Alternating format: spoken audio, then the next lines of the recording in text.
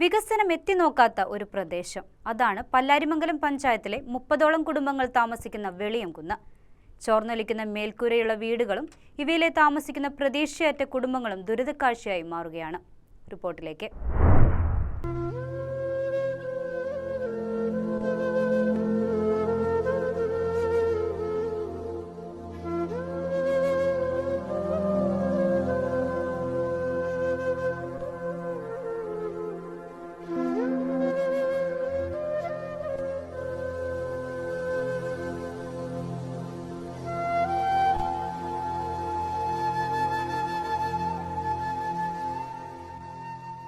നിലവാരമുള്ളതും സുരക്ഷിതവുമായ വീടുകളും പരിസരങ്ങളും ആഗ്രഹിക്കാത്തവരായി ആരുമില്ല.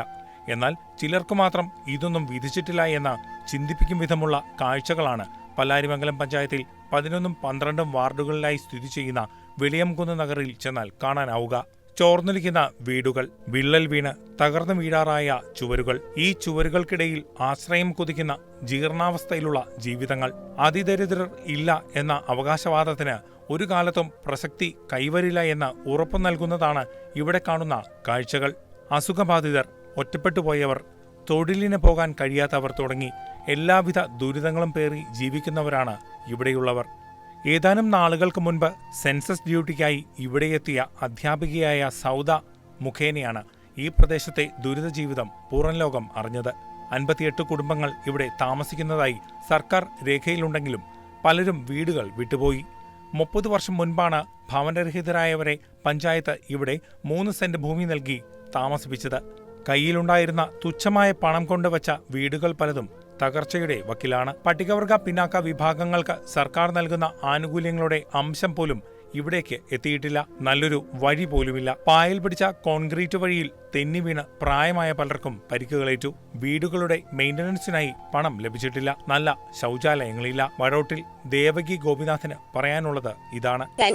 ഞാൻ പല്ലാരിമംഗലം പഞ്ചായത്ത് ജനിച്ചു വളർന്ന ആളാണ്. എൻ്റെ വീട് പുഴയ്ക്കക്കരയാണ്.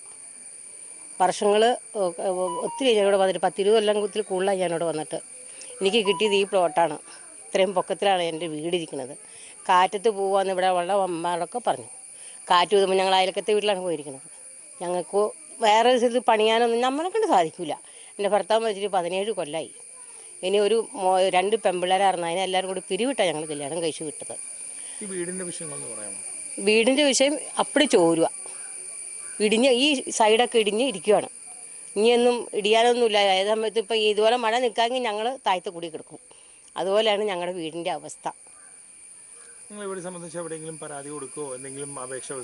പഞ്ചായത്ത് കൊടുത്തിട്ടുണ്ടായിരുന്നു അപേക്ഷ. പഞ്ചായത്തിൽ ഞങ്ങൾക്ക് പെര വേണമെന്ന് പറഞ്ഞ് കൊടുത്തു. അപ്പോൾ അതൊരു പറഞ്ഞത് എന്താണെന്ന് വെച്ചാൽ ഇപ്പം പണിയാൻ പറ്റാൻ അതല്ല, ഓരോരുത്തർക്കും ഞങ്ങൾ എസ്സിയാണ് ഞങ്ങൾ. അപ്പോൾ എസ്സിക്കാർക്കുള്ള ഫണ്ട് വരുമ്പോഴാണ് എടുക്കുള്ളൂ എന്ന് പറഞ്ഞു. എസ്സിക്കാർക്കുള്ള ഫണ്ട് എടുത്തു വരുമ്പോഴത്തേക്ക് ഇവിടെ ഇടിഞ്ഞാടി പോകും. തച്ചുപറമ്പിൽ തങ്കമ്മയ്ക്ക് സ്വന്തമായി ആരുമില്ല. ഭക്ഷണം പോലും അയൽപക്കത്തുള്ളവരാണ് നൽകുന്നത്. ഇവർക്കൊപ്പം ആശയറ്റ നിരവധി കുടുംബങ്ങളെയും ഇവിടെ കാണാനായി. വികസന പദ്ധതികൾ ആഘോഷമാക്കുന്ന ഈ കാലഘട്ടത്തിലും ഫണ്ടുകൾ പലതും അനുവദിക്കുകയും പഠിക്കലോളം എത്തുകയും ചെയ്തു എന്നതല്ലാതെ വികസനം ഒന്നും നടന്നിട്ടില്ല. വീടുകളുടെ അറ്റകുറ്റപ്പണിക്കായി ആർക്കും തുക ലഭിച്ചിട്ടുമില്ല. ഏതാനും ദിവസങ്ങൾക്ക് മുൻപ് HSR ഹ്യൂമൻ റൈറ്റ്സ് ഫൗണ്ടേഷൻ എന്ന സംഘടനയുടെ പ്രവർത്തകർ ഇവിടം സന്ദർശിച്ചിരുന്നു. തുടർന്ന് സ്ഥലം MLAക്ക് പരാതിയും നൽകി. വികസനം സാധ്യമാക്കുമെന്ന ഉറപ്പും ലഭിച്ചു. ഇനിയുള്ള ഒരേ ഒരു പ്രതീക്ഷ ഈ ഉറപ്പിൽ മാത്രമാണ്.